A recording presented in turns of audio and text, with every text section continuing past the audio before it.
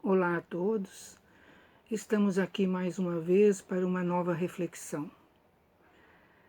O tema que trouxemos hoje, para que a gente possa meditar, que a gente possa refletir, é a fé religiosa. Mas antes de darmos início ao desenvolvimento desse nosso tema, vamos fazer a nossa oração inicial.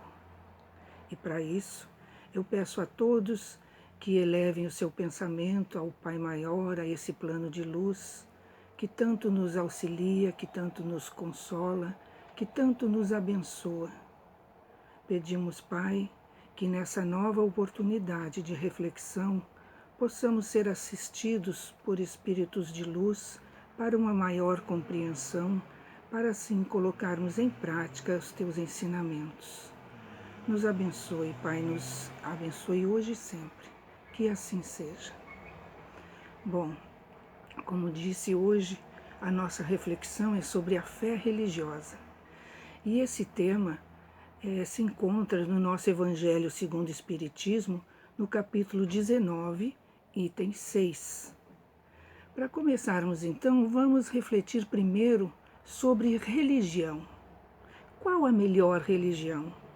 Será que todos já pensaram sobre isso? Qual a melhor religião? E a gente vem então dizendo que sempre que o homem se preocupou em responder a esta questão, teve como consequência a propagação da violência, a propagação dos conflitos e do preconceito.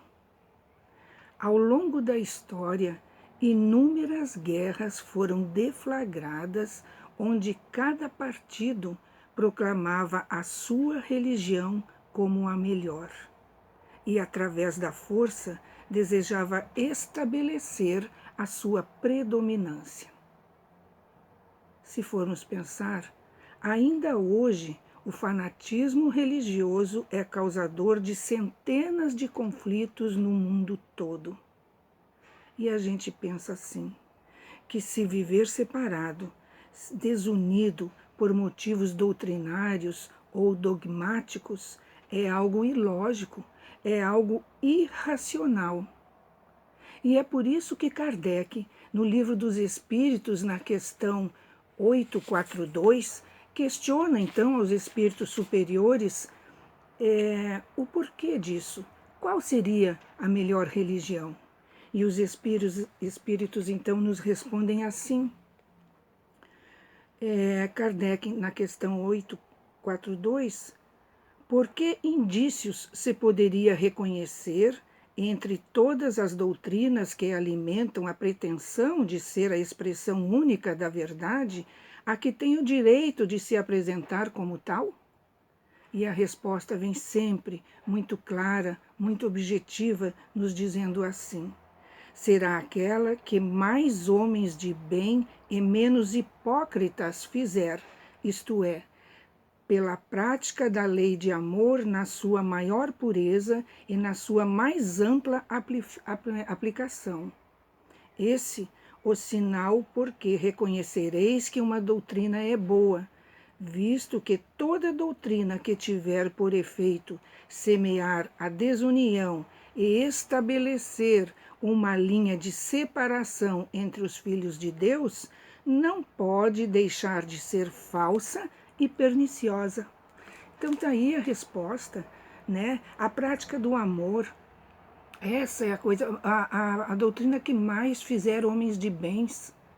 E por isso, sabendo disso, é que não devemos mais repetir os erros do passado, separando-nos por rótulos, separando-nos por embalagens, títulos ou raças. Nós temos Jesus, que é o símbolo do amor, o símbolo da união, da cooperação, da compreensão e da aceitação. Então, toda a filosofia que norteia o indivíduo, motivando-o para o amor e para a caridade, é o caminho da felicidade, é o caminho da verdade, é a melhor religião. Esta é a melhor religião. Aí tem um dizer, uma frase, que diz assim: a minha religião não me ensina a ser melhor que o outro. A minha religião me ensina a ser melhor para os outros. E qual a tua religião? Fazer o bem.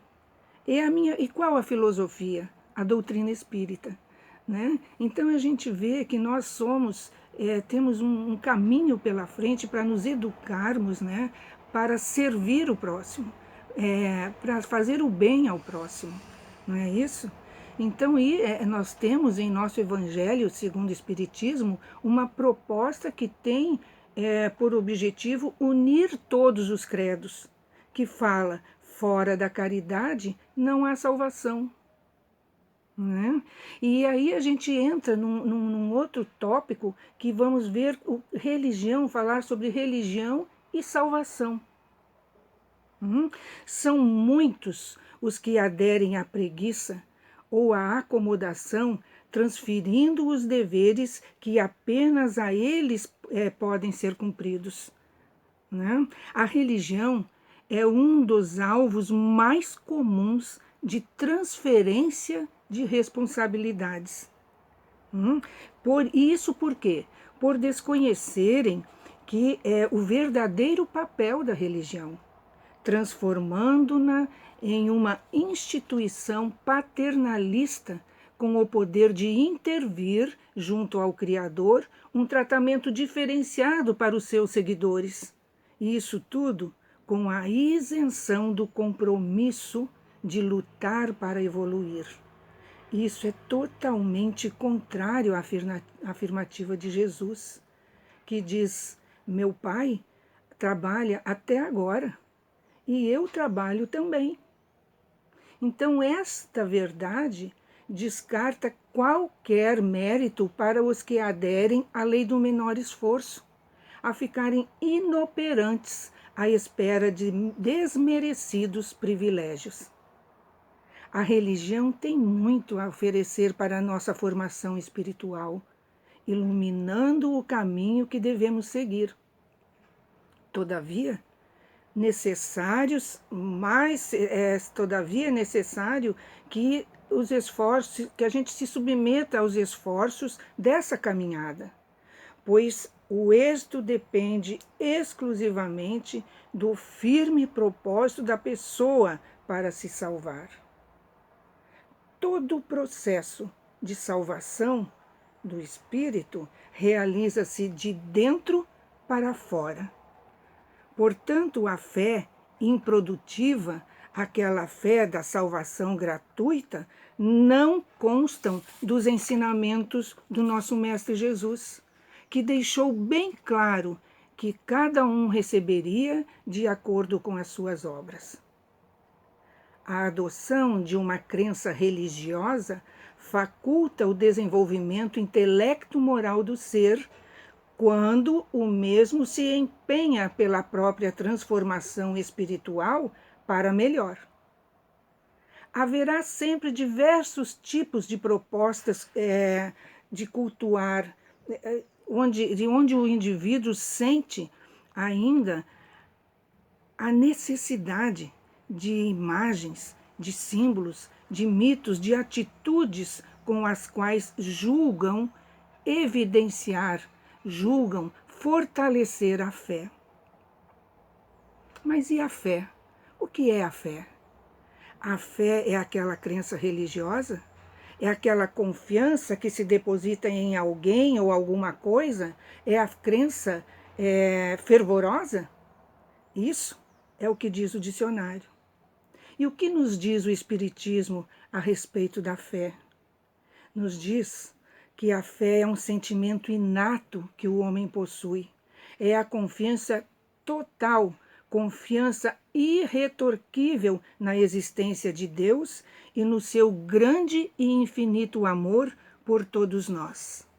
A fé é algo muito pessoal, é algo muito íntimo, muito puro, que depende da consciência de cada um e do grau de espiritualidade, ou seja, da sua evolução espiritual.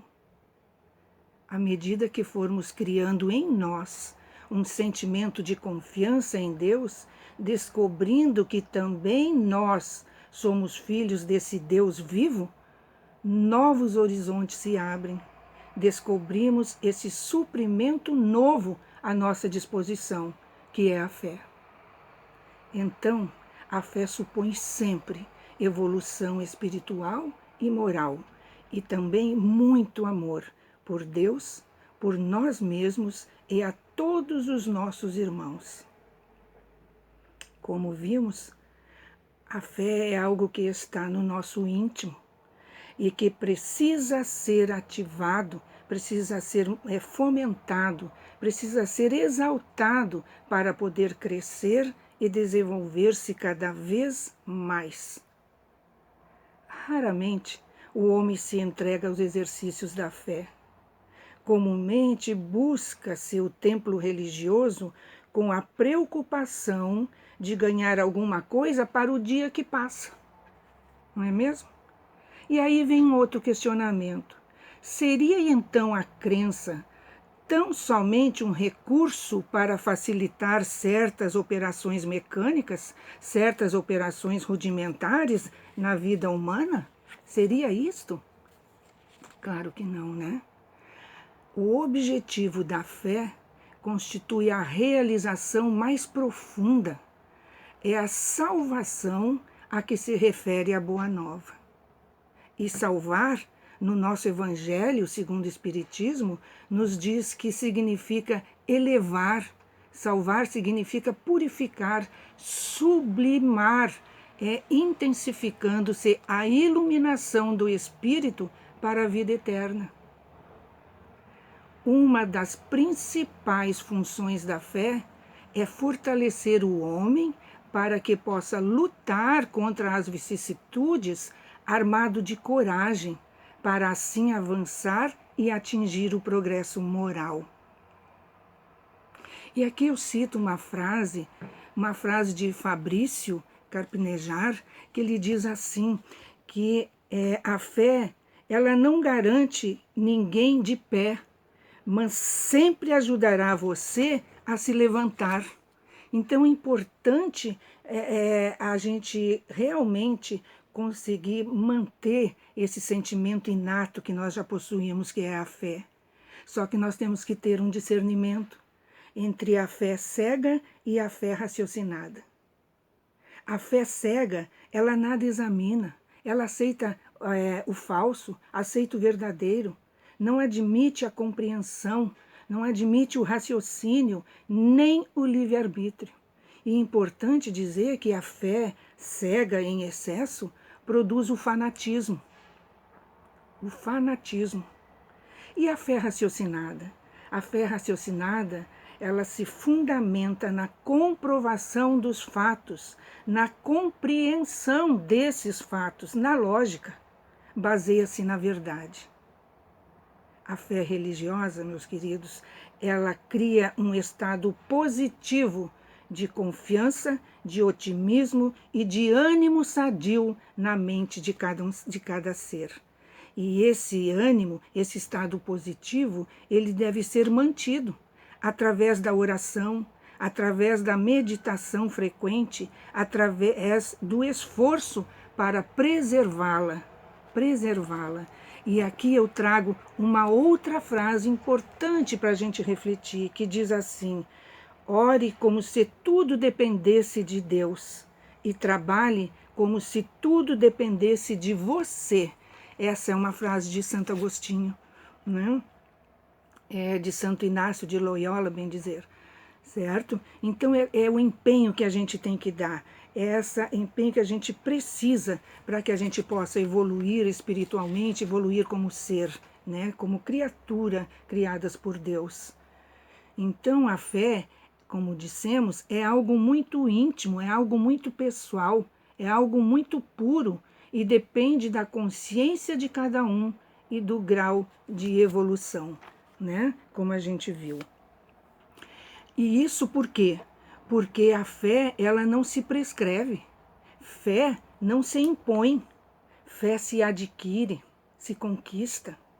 E a fé religiosa é a ponte que permite à criatura dialogar com o Criador através da oração, ouvir-lhe as respostas pela inspiração e socorrer o seu próximo no exercício, na prática da caridade. Ela consegue minimizar as aflições, consegue oferecer a resistência para o mal, consegue trabalhar a alma quando recebe aquelas investidas do sofrimento. Trabalha para preservar-se nas obras a alcançar. Com ela, a pessoa atinge elevado patamar de equilíbrio, elevado patamar de paz e de sensibilidade no processo da evolução.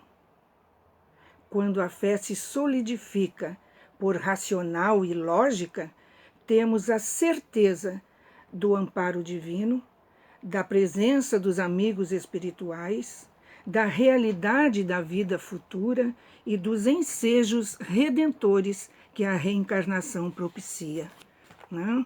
E é bom sempre que a gente se lembre de que não há a necessidade de quaisquer cerimônias para que os benfeitores espirituais nos amparem, para que eles nos abracem, para que nos ajudem, que nos amem, que nos socorram. É preciso apenas que o nosso pensamento em prece, como também o nosso coração sintonizado com o bem. Então, meus queridos, essa mensagem, que a gente possa fortalecer a nossa fé raciocinada, né? E para encerrar, eu gostaria de trazer aqui para nós uma oração que reflete todo esse sentimento de fé, que reflete todo esse sentimento de caridade e de amor, que é a oração de São Francisco. Eu convido a todos que a gente possa fazer juntos agora. Senhor, fazei-me instrumento de vossa paz. Onde houver ódio, que eu leve o amor. Onde houver ofensa, que eu leve o perdão. Onde houver discórdia, que eu leve a união. Onde houver dúvida, que eu leve a fé. Onde houver o erro, que eu leve a verdade. Onde houver desespero, que eu leve a esperança. Onde houver tristeza, que eu leve a alegria. Onde houver trevas, que eu leve a luz. Mestre, fazei que eu procure mais consolar que ser consolado, compreender que ser compreendido, amar que ser amado. Pois é dando que se recebe, é perdoando que se é perdoado, e é morrendo que se vive para a vida eterna. Muito obrigado a vocês, que Deus nos abençoe sempre na sua infinita bondade. Estejam todos em paz e que assim seja. Até o próximo.